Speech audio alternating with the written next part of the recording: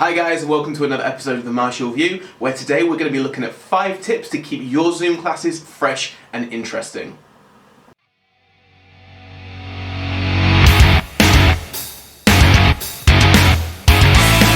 Another episode of The Martial View with me, Dan Holloway.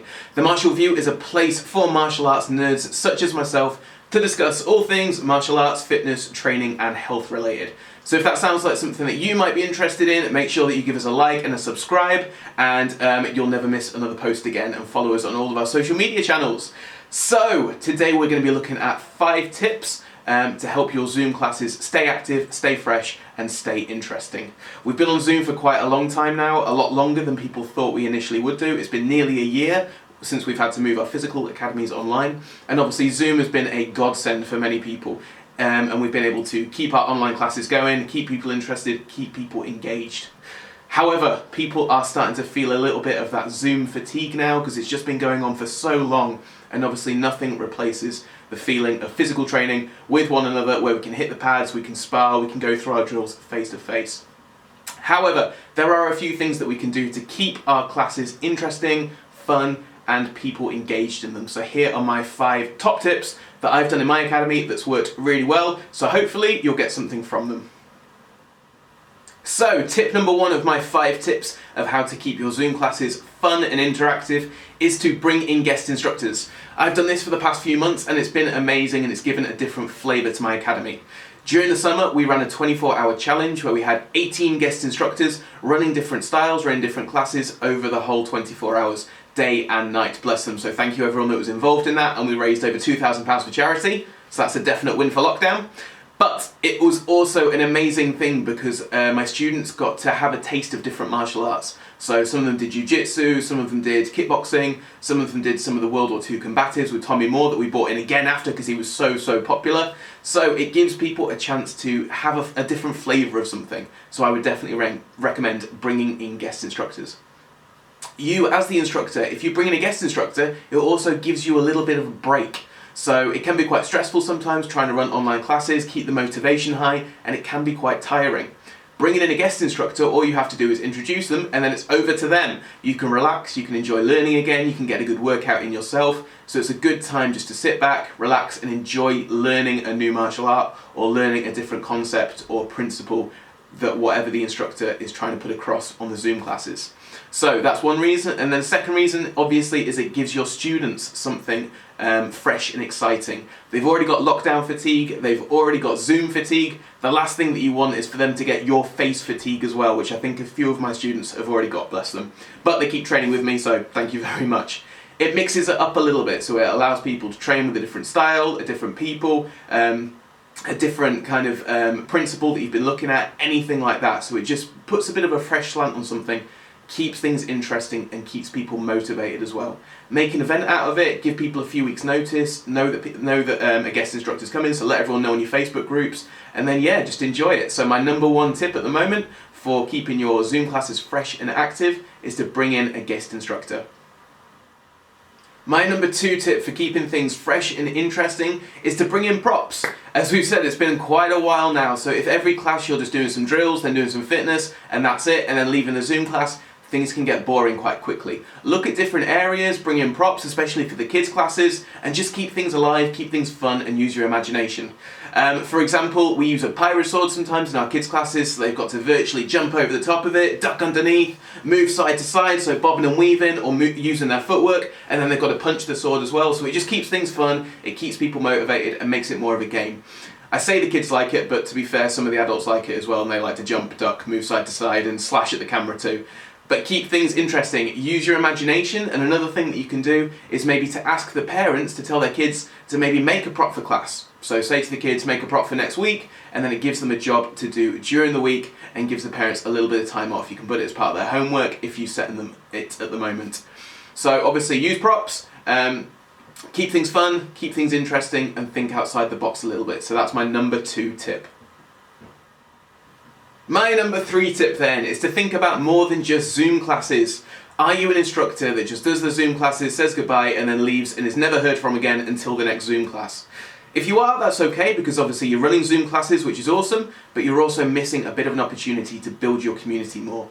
One of the main good things that have come out of this pandemic is that our community in Power Martial Arts Lincoln has got so much stronger as a result, just because we've been there to support each other during the rough times and when things haven't been going very well, and then also in the good times, like when we've been doing our charity events, etc. Things have gone really well at that point, and it brings the community together really well.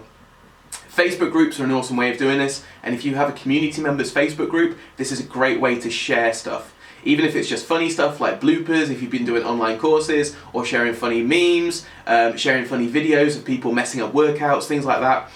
But it also just keeps people in the loop and feels that they're connected.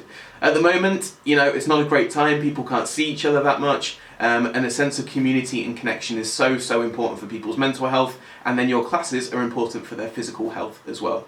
So check in with your members. Obviously, if your members weren't there, you wouldn't have a martial arts school, so appreciate them and make sure that you're there for them at this really difficult time when people need that sense of community the most. Be nice, be kind, and then obviously business-wise, it really helps as well because your attention will go up and people will appreciate the effort that you've done. But mainly just be nice and be kind at the moment when everyone needs a little bit of support. So tip number 3, think about more than just Zoom classes and use your community, and use this time to build your community up stronger so that when we open our doors again, you are off and ready to go to expand and make it an amazing place to train. Tip number 4 then, guys, set challenges for your students. Everyone likes to feel motivated, and setting challenges that are short-term, medium-term and long-term can be a great way of doing that. For example, set a 30-day challenge for the kids and the adults, something that you've got to do every day, and they can have a little tick box to tick everything off for that 30 days. Other ones are collective challenges that you can do as a group. So for example, we did a 5,000 rep challenge where we did 10 exercises, 50 reps over the course of 10 days. After that we did 10,000 rep challenge, so the same thing, but then we did 100 reps of each exercise every day for 10 days. We did the 24-hour challenge, as I've already mentioned, so little tiny challenges, or big challenges like the 24-hour one, that can keep people engaged and keep people interested. Everyone knows the importance of setting goals and setting short-term, medium-term and long-term ones just to keep people interested, and it's really important at this time, especially when people just want to get back to the academy, just want to get training again with people. Set challenges online and give people something to work towards. So tip number 4, set challenges for your students online. And last but not least then, tip number 5 is to communicate. And I cannot emphasize this enough. At the moment, it's so important to start communicating or continue to communicate with your students and your other instructors if you have them, so your staff.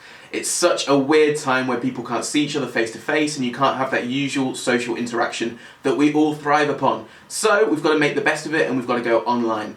Think about things that you can do to keep in communication with your members. We've already said, you need to check in via the community groups and things like that, but think outside the box as well.